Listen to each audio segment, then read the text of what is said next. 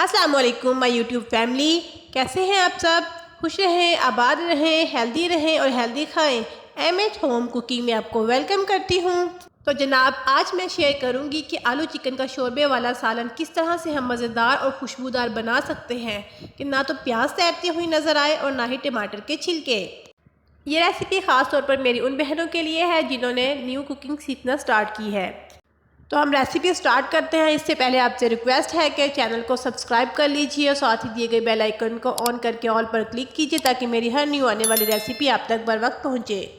तो जी, 1 कप मैं ले रही हूँ घी। आप चाहें तो ऑयल भी इस्तेमाल कर सकते हैं। सबसे पहले मैं घी को गर्म करूँगी।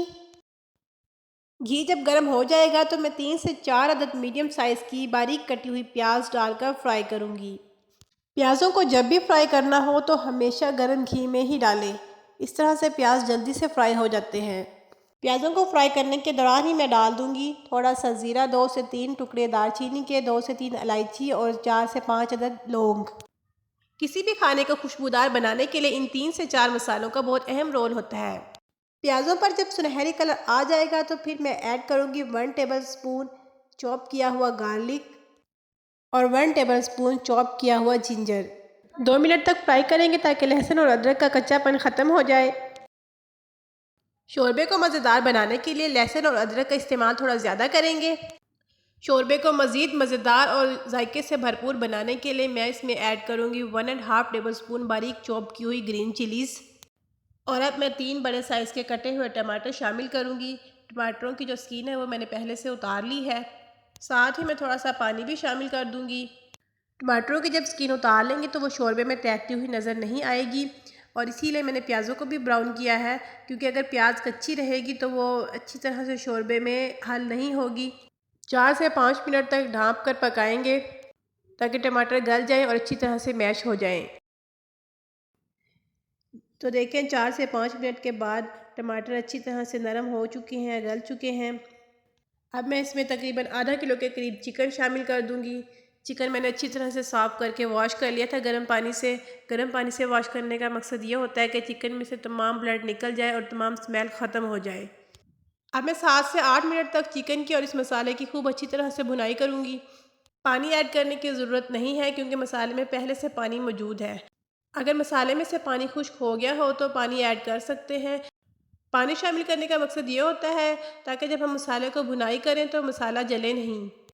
भुनाई करने के दौरान ही मैं इसमें हस्बे ज़ायका नमक शामिल कर दूंगी। नमक इसलिए ऐड किया है कि बोटियों में नमक का जायका आ जाए। और दूसरा, नमक शामिल करने से बोटी जो है अपनी शक्ल बरकरार रखती है और सालन में घुलती नहीं है। इसी भुनाई के दौरान टमाटर और प्याज अच्छी तरह से मैश हो जाएंगे। जब अच्छी तरह से भुनाई हो जाएगी और इस तरह से ऑयल ऊपर आ जाएगा तो फिर हम इसमें तकरीबन 750 ग्राम यानी 3 पाव आलू शामिल कर देंगे। आलू इस तरह से लंबाई के रुख में काट लिए हैं। साथ ही मैं इसमें ऐड करूँगी 1.5 टेबल स्पून कढ़ाई गोश्त मसाला पाउडर, हाफ़ टेबल स्पून काली मिर्च पाउडर, हाफ़ टेबल स्पून हल्दी पाउडर और हाफ़ टेबल स्पून से थोड़ा सा ज़्यादा धनिया पाउडर। धनिया पाउडर का इस्तेमाल थोड़ा ज़्यादा करेंगे और थोड़ा सा पानी भी शामिल कर देंगे ताकि ये पाउडर मसाला ज़्यादा जल ना जाए। फ्लेम को मैंने हाई रखा हुआ है। अब इसकी खूब अच्छी तरह से भुनाई करनी है। इतनी भुनाई करनी है कि ऑयल ऊपर आ जाए, तमाम पानी जो है खुश्क हो जाए और एक प्यारी सी खुशबू आने लगे। 4 से 5 मिनट के बाद भुनाई के दौरान ही हम इसमें दही ऐड कर देंगे। दही को मैंने फ्रीज़ करके रखा हुआ है, वो मैं एज़ इट इज़ इसमें ऐड कर दूंगी। फ्लेम को लो कर दूंगी और पैन को कवर कर दूंगी। 3 से 4 मिनट के बाद ढक्कन को हटाया तो देखें, दही तमाम मेल्ट हो चुकी है। ये छोटा सा पीस रह गया, ये भी मेल्ट हो जाएगा। अब दोबारा से फ्लेम को हाई करेंगे और खूब अच्छी तरह से भुनाई करेंगे। आलू चिकन के शोरबे वाले सालन में जितनी अच्छी भुनाई करेंगे उतना ही ज़्यादा जायका आएगा। इतना ज़्यादा भी सालन को नहीं भूनना है कि सालन का कलर चेंज होकर ब्लैक हो जाए। दही के साथ भी तकरीबन 4 से 5 मिनट तक भुनाई करेंगे। दही का और टमाटरों का पानी जब अच्छी तरह से खुश्क हो जाएगा तो फिर मैं हस्बे ज़रूरत पानी शामिल कर दूंगी। जितना मुझे शोरबा चाहिए उसी के मुताबिक मैं पानी शामिल करूंगी। ये पानी तकरीबन 1 लीटर के करीब है। 20 मिनट तक हल्की आंच पे मैं शोरबे को पकाऊंगी। शोरबे को अच्छी तरह से पकाना ज़रूरी है क्योंकि जब तक हम शोरबे को अच्छी तरह से नहीं पकाएंगे और शोरबे का कच्चापन दूर नहीं करेंगे तब तक शोरबे में टेस्ट डेवलप नहीं होगा। फ्लेम को मैं कवर कर दूंगी और 20 मिनट तक पकने दूंगी।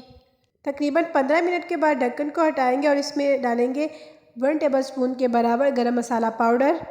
ये गरम मसाला पाउडर मेरा होममेड है, बहुत ही खुशबूदार ये गरम मसाला पाउडर है। इसकी रेसिपी मैं बहुत जल्द आपके साथ शेयर करूँगी। खुशबू के लिए और खाने की खूबसूरती को मज़ीद बढ़ाने के लिए अब मैं इसमें थोड़ा सा बारीक कटा हुआ हरा धनिया शामिल कर दूँगी। किसी भी खाने की खुशबू को बढ़ाने के लिए गरम मसाला पाउडर और हरा धनिया बहुत ज़रूरी होते हैं। आलू गोश्त के सालन में या आलू चिकन के सालन में इन दो चीज़ों का इस्तेमाल मस्ट होता है। अब मैं पैन को कवर करके मज़ीद 5 मिनट के लिए ज़ीरो फ्लेम पे पड़ा रहने दूंगी।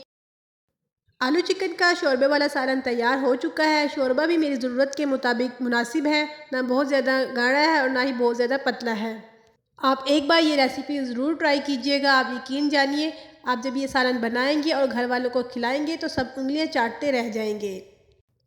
आलू भी गल चुके हैं, शोरबा भी बहुत अच्छी तरह से पक चुका है, चिकन भी बहुत अच्छी तरह से गल चुका है।